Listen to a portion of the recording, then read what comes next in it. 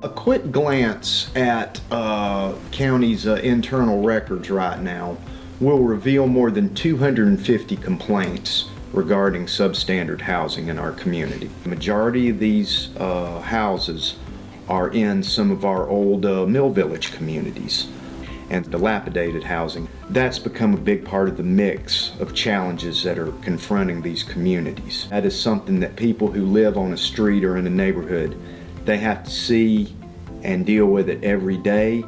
It's a very, very tough problem to address. You have to have a lot of commitment internally, following through our processes to try to address these structures.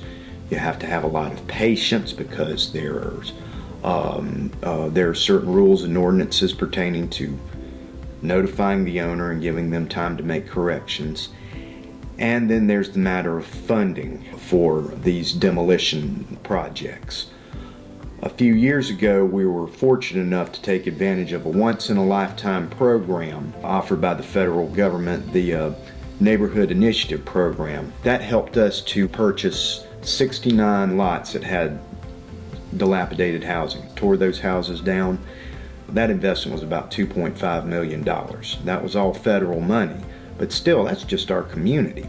That just goes to show you there's still a lot of work to go out there, and it is very costly to deal with. We are fortunate that County Council provides us a certain amount of funding every year, which generally will allow us to tear down maybe about 15 to 20 homes in a given year. So we're able to make some progress and stay on top of things, but nobody here can deny that this is a problem that is still very present.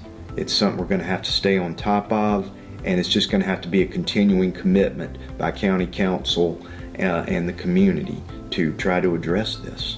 And you just finished phase one of some of the ones you did some demolition there, and then phase two is going to begin before too long, is that correct? That's correct. What we're referring to with this phase one and phase two project, this is the annual building demolition program that our Building and Codes Department, headed by Barry Holcomb, takes on every year. Every year they prioritize a group of houses from the substandard housing list and target those for demolition. And Council will provide the direct funding that allows us to spend the money that we need to tear down these houses. What happens after a home is demolished under these circumstances is that the amount of that bill related to the demolition cost will be placed as a tax lien on that property. And if that is not paid, then the property will go to the Forfeited Land Commission and then will at some point be auctioned off.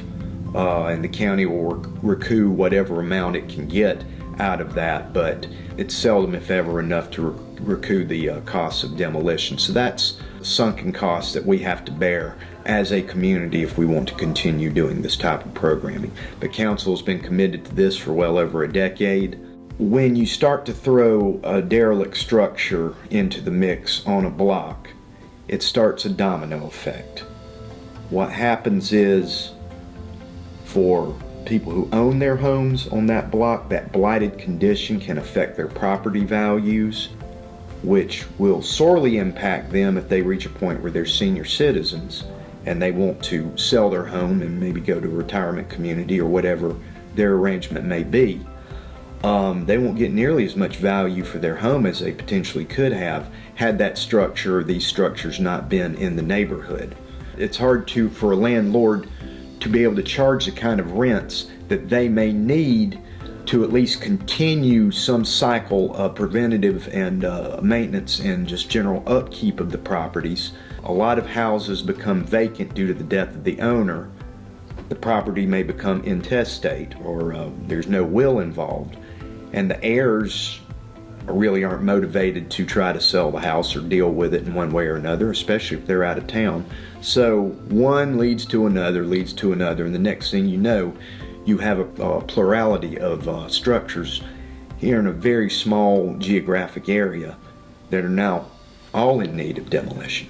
Both AIM and Rebuild Upstate have vast experience with managing owner-occupied home repair projects.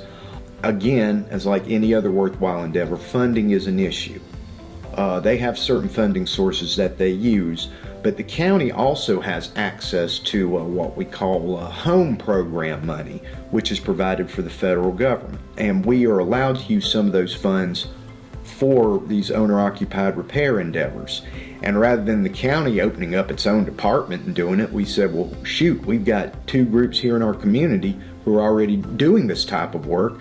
They know how to do it. We don't need to spend money on an additional bureaucracy. We can work with these folks. So this is our first time doing this type of agreement, and we're confident that we're going to see the results that we want to see, and we'll be able to continue this into the future.